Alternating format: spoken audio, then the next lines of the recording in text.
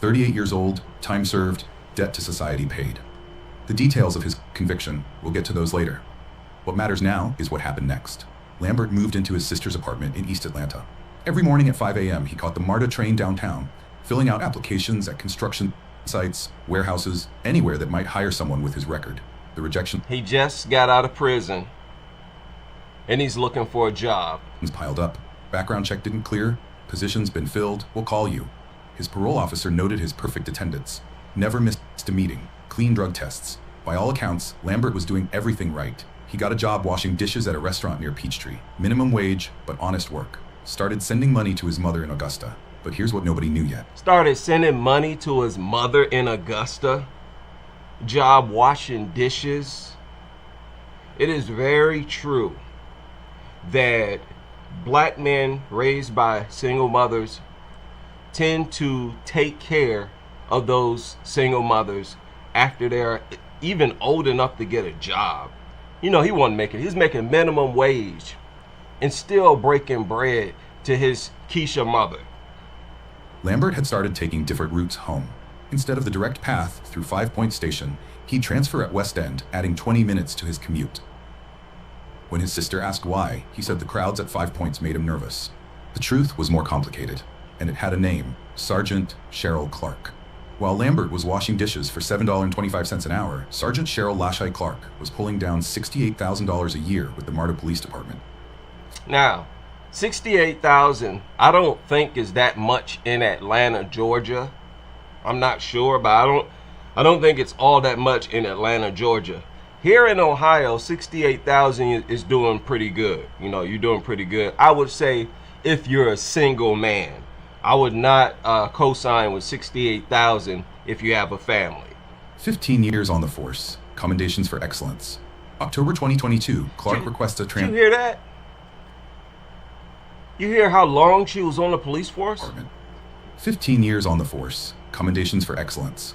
October 2022, Clark requests a transfer to night shift. Now you see my title.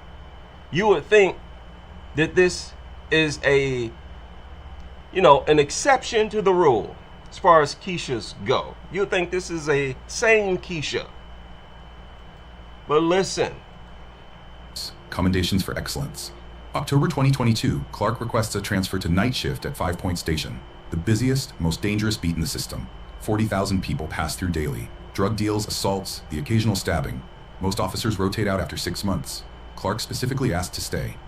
Most cops are done working the night shift in this area after 6 months. She specifically requested to stay. Why? Because it's full of degenerates. She wanted to be around the pookies and degenerates. This is actually a crazy story. January 30th, 2023, 9:06 p.m. Sergeant Clark's patrol car idles at the corner of the police station parking lot. She radios dispatch, Unit 47 at location, code 4. All quiet, nothing to report. What dispatch doesn't know, Clark isn't on patrol. She's waiting. Security camera captures a Honda Civic entering the police station parking lot. The driver is Cleveland Lambert. He pulls into a space under the only broken streetlight. Not by chance, Clark had told him exactly where to park. 9:15 p.m. Lambert exits his vehicle, walking toward Clark's position. His hands are visible, empty. This detail becomes important. What unfolds next will completely change everything you thought you knew about this case. Stupid ass bitch, I tried to tell you a long time ago.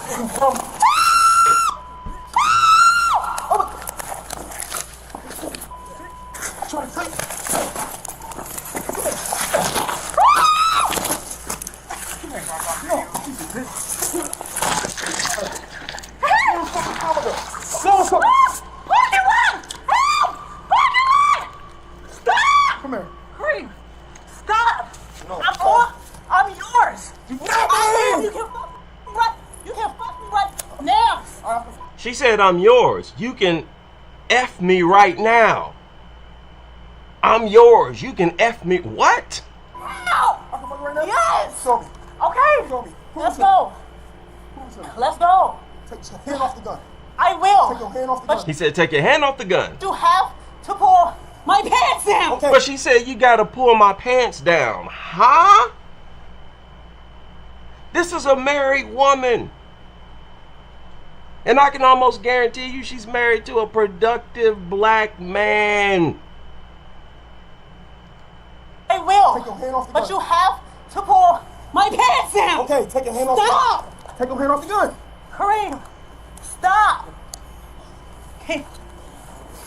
That's what I'm saying. If you don't take your hand off the gun, you is going to get shot by Parking lot. Stop.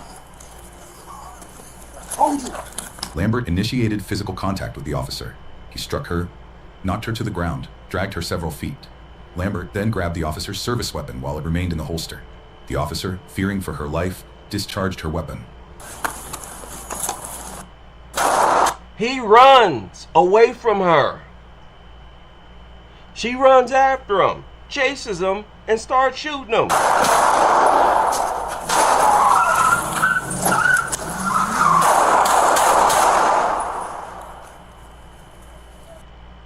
Really, Kiesha? You didn't know that your body cam was on? She wasn't even on duty at this time. She was a married woman. And she was cheating on her husband with her ex, who just got out of prison and was currently on parole. Told him to meet her in this spot. This is crazy. Kiesha truly is addicted to Pookie. Addicted to degenerates. This is why there is so much motivation to avoid them. You know, most brothers would think, oh, she got her head screwed on right. She's been a cop for 15 years. 15 years as a cop. Held down a job for 15 years. And she's, you know, not obese. But yet she is as crazy as any hood rat in the projects. Cheating on her husband with a guy who's currently on parole, who just got out of prison. They truly are addicted to prison Pookie. And I can't deny it, man. I've seen it in my family. They start off being ran through by a bunch of Pookies. Then they move on to Brads. Now, sometimes they'll even date Brads while they're dating Pookies. You know, they'll start dating Brads in the middle of, you know, early in their hoe phase. But it's Brad and Pookie. Pookie and Brad. Pookie and Brad. And then when they get older, get washed, have a bunch of kids, that's when they go after the productive black men. I've seen more than one example in my family. So this sort of makes them, I won't say sort of, this definitely makes them off limits for any sane black man. You got your stuff together? Why would you even take the chance? So crazy. Look up the Cheryl Clark case. Insane. And they raise their sons to be Pookies. Quiet as kept. This is ignored too often, in my opinion. How they actually groom boys to become Pookies. And they start at a very early age. And society resents black men while we're still kids. Did y'all see that video I shared on my channel where those young black boys said that they did not have $2.50 for the bus driver? Here it is right here. Titled, "Unc Ain't Having It." Listen to this. This is actually kind of disturbing. This is definitely disturbing. And I believe this was scripted. I believe this was scripted. I'm not sure, but I believe it was scripted. It says, Philadelphia bus driver documents daily chaos on his route. Again, I believe this was scripted, but I could be wrong. Listen to this. What's up, OJ? What's up with y'all? Bro, we don't got that 250. I'm gonna be honest with you, bro. I got 250. Well, how y'all think y'all ride without 250? Because, like, it's only 250, bro. You got it.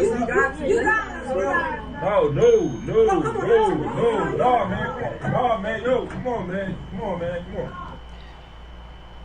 Now, when I saw this, I kind of laughed, because I immediately thought to myself, this is scripted. And I thought that the kids did a good job of acting, at least the alpha. The alpha of the group is the one who's talking the most. You could tell. The one who said, "What's up, OG?" and did the most of the talking. I'm like, okay, got some pretty good acting skills at a very young age. Pretty good control over the English language, at an early age. What's up, OJ? What's up with y'all? Bro, we don't got that 250. I'm gonna be honest with you, bro. I got 250. Well, how y'all think y'all ride without 250? They got gum and candy. Probably spent the 250 already, right? But does this seem genuine to you? It doesn't to me. They came with a prepared line. Bro, we don't got that 250. I'm gonna be honest with you, bro. I got 250. Well, how y'all think y'all ride without 250? Because, like, it's only 250, bro. You got it.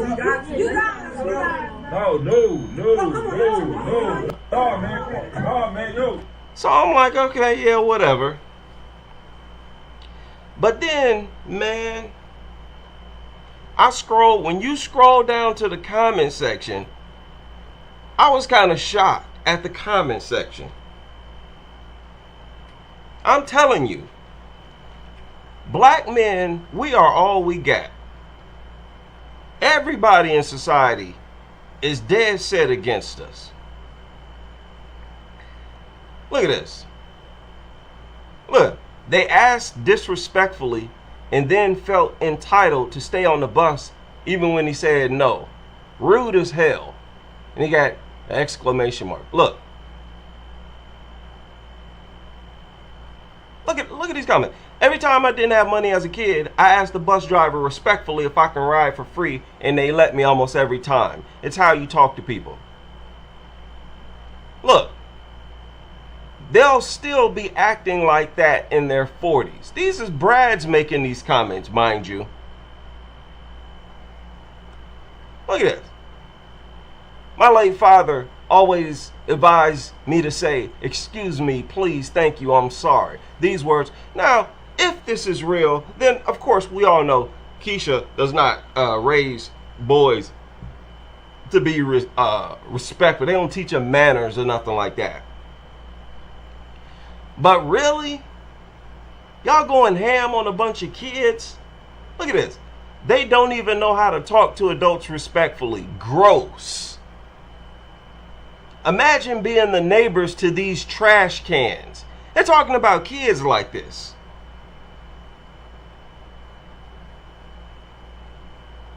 They're just programmed to think being loud and obnoxious is the solution to every problem. They wasn't being loud. What are you talking about?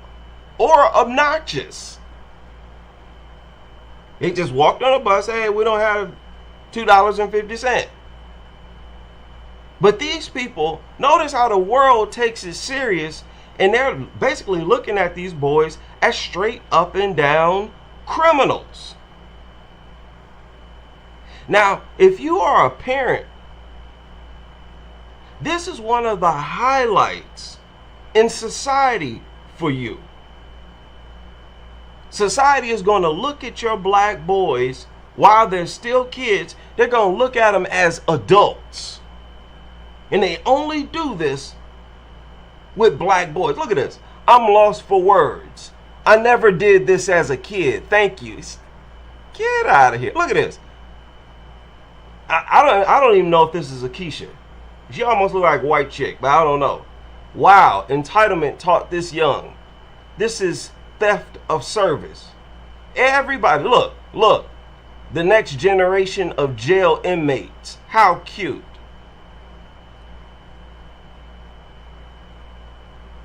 Are you kidding me? This is why black men, we have to live cautiously. Every move we make, we got to be careful, and we can't trust nobody. We have no friends out here. Nobody is allied with us. I don't care who it is. Even Kiesha. Kiesha is against us.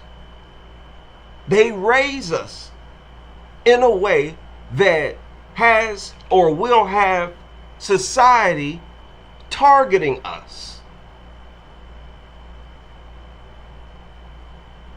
So, I can't stress enough the importance of black men staying mindful that we have no allies.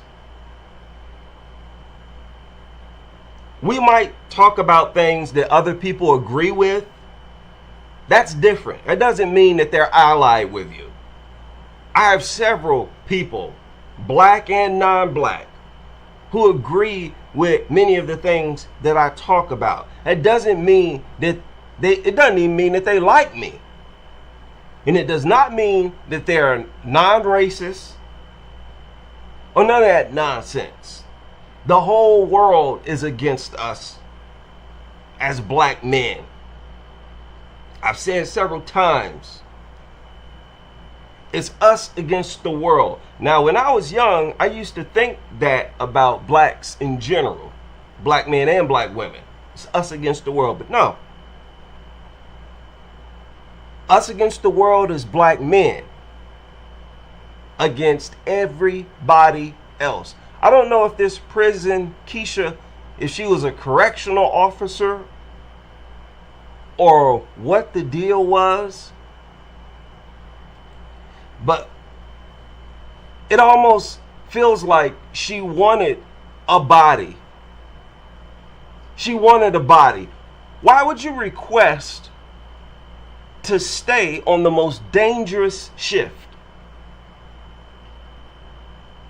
You heard him say most cops wanted to get out of there. She requested to stay on the most dangerous shift. And again, he started running away. This is actually their policy, that a person has to pose a threat, a fatal threat, for you to discharge your weapon. She started chasing this dude. He was in the car trying to drive off. She ran up to the window and shot through the window. Shot him 8 times. The world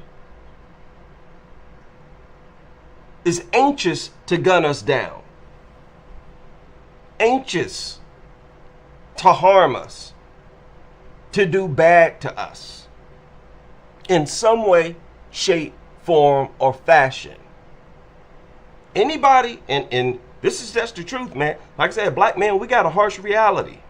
Anybody trying to coach you and tell you that Kiesha is your ally, that person is your enemy, whether they know it or not.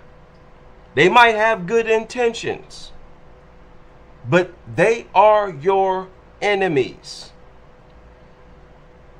The truth is that we are all we have. Y'all better stay away from these Kieshas, man. They're too allied with our enemies. They're too allied with people who hate black men. I mean, look at them running around with those people's hair on their head.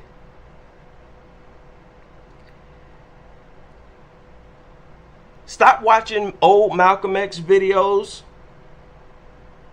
Stop listening, to these freedom fighters from the 60s and 70s. This is an entirely different world right now. That's a big mistake a lot of black men make. They think, that we are in the same type of era and this is the same type of world, of the 60s and 70s. No, people can't wait to unalive us. They're looking for a reason to unalive us. And that includes Kiesha. Y'all heard it said that more and more Kiesha's going out and buying firearms, purchasing firearms. Who do you think they're getting them for? Who do you think the intended target is? Do you really think they're purchasing these firearms with the intent on using them against Brad? You think they want to gun down Brad? I don't. They want to negotiate with Brad. They want to have a discussion, a conversation with Brad. It's black men who they want to take out. Look at their sons. Look at how quick these gangster pookies are, and they exclusively target black men. Look at how quick they are to gun down other black men. So how can you say that hostility is not inside the mothers? These boys becoming shooters before they're even teenagers. 10, 11, 12 years old. Black America, all the issues that we deal with are exclusively coming from the mothers. That's what it is. That's the harsh reality. I mentioned here recently on a recent live stream that black poverty, I'm going to get deeper into this weekend. We've been bamboozled when it comes to black poverty. Black poverty, black American poverty, has always been an issue of single black mothers on welfare. That's it. When you're talking about black poverty, you're talking about a single black mother who don't want to work. And that's the cause of the poverty. Pretty much all the issues, all the problems that we talk about is coming from these women. And understand that the rulers of society knew what they were doing when they passed policies trying to empower and put them at the head of the households. They knew these women are not well, so we are going to put the kids in their custody and empower them, make them the head. Let them wear the pants. And you sit back, they sat back, grabbed a bowl of popcorn, and watch everything deteriorate. Y'all better be careful out there. Now I'll leave it there.